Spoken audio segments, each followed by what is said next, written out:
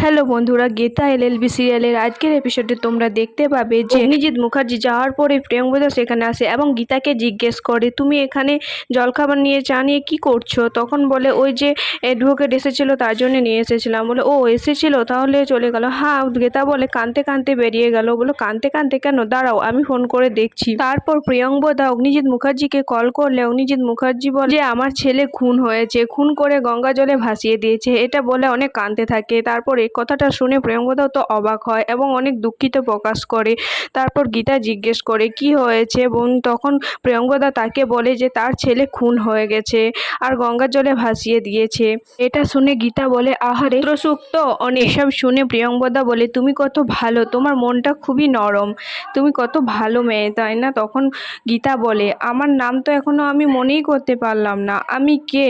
আর আর আমি এখনো তো আমার সন্তানকে খুঁজেই পেলাম না। তখন প্রিয়ঙ্বদা বলে, তোমাকে বলেছিলাম না তোমার সন্তান তোমার কাছেই আছে? বলো, আমার কাছে? হ্যাঁ, তোমার গর্ভে। বলো, ও আচ্ছা ঠিক আছে, আমার গর্ভে আছে। এটা বলে গীতা সেখান থেকে চলে যায়। তারপর প্রিয়ঙ্বদা বলে, তুমি বুঝতেই পারছো না তোমার মধ্যে এখন কি হয়ে গেছে, তোমার মাথায় রক্ত জমে গেছে, তুমি আর কতদিনই বা বাঁচবে? আহারে, এত ভালো মেয়েটা কি মারা যাবে? এই বলে দুঃখিত প্রকাশ করে।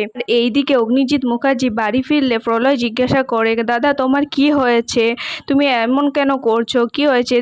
অগ্নিজিৎ মুখার্জি কিছুই বলে না, চুপচাপ থাকে। তারপরে সেখানে সবাই চলে আসে।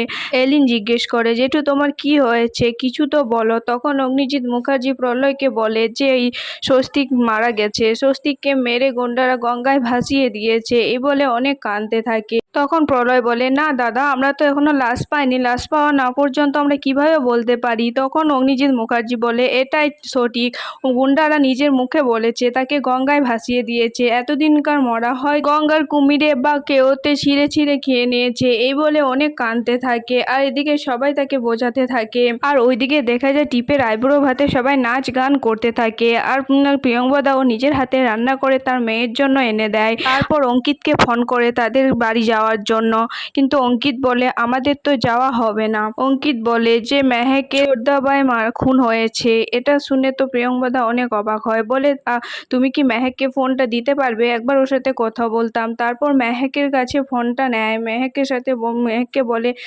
জানি তুমি আসতে পারবে না, তোমাদের মধ্যে অনেক খারাপ সময় চলছে। এটা বলে ফোনটা কেটে দেয়। তারপর গীতা এসে জিজ্ঞাসা করে কে ফোন করেছিল। তখন প্রিয়ঙ্বদা বলে, আমাদের একজন আত্মীয়। বলে সেখান থেকে প্রিয়ঙ্বদা চলে যায়। তারপর গীতা নিজেই মনে মনে বলতে থাকে যে মেহেক মেহেক নামটা আমার এত চেনা কেন লাগছে। তারপর গীতার আগেকার স্মৃতিগুলো মনে পড়তে থাকে, মেহেকের সাথে কাটানো, স্বস্তিবাবুর সঙ্গে কাটানো অনেক স্মৃতি তার মনে পড়তে থাকে। এইসব মনে পড়তে পড়তে সে পড়ে যায় অজ্ঞান হয়ে। তো প্রিয়ঙ্বদা সেখানে তাড়াতাড়ি এসে দীপার মাথা কোলে নিয়ে তার জ্ঞান ফেরানোর চেষ্টা করে। আর ওইদিকে দেখা যাবে কাভিয়াদের বাড়িতে অগ্নিজিৎ মুখার্জি, প্রলয় মুখার্জি আর বড়বাবু গিয়ে হাজির। অগ্নিজিৎ মুখার্জি কাভিয়াকে বলে, তোমাকে এবার আপনার অ্যারেস্ট হতে হবে, তুমি আমার ছেলেকে খুন করেছ।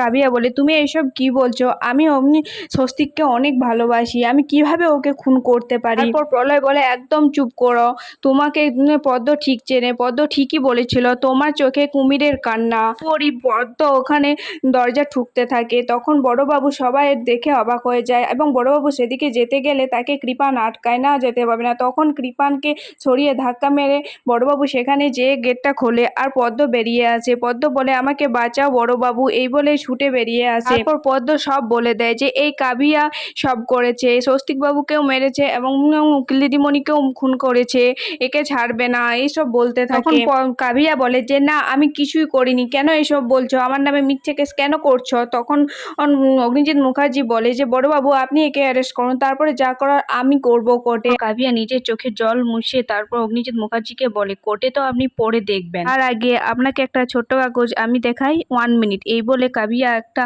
কাগজ নিয়ে আসে, সেক্রেটারি ওয়েল। কারণ আমি অনেক আগে থেকেই জানতাম যে বাড়ির লোকেরা আমাকে ফাঁসানোর চেষ্টা করবে, তাই আমি এই ওয়েলটা নিয়ে রেখেছিলাম। এবার আপনারা আমাকে অ্যারেস্ট করতে পারবেন না, তাই আপনারা এখান থেকে বেরিয়ে যান বেরিয়ে যান, এভাবে তার দিকে অপমান করতে থাকে। কাভিয়া বলে, এত বড় একটা গেম সাজিয়েছি, কি ভেবেছিলেন তো আপনারা 2 মিনিটে শেষ হয়ে যাবে?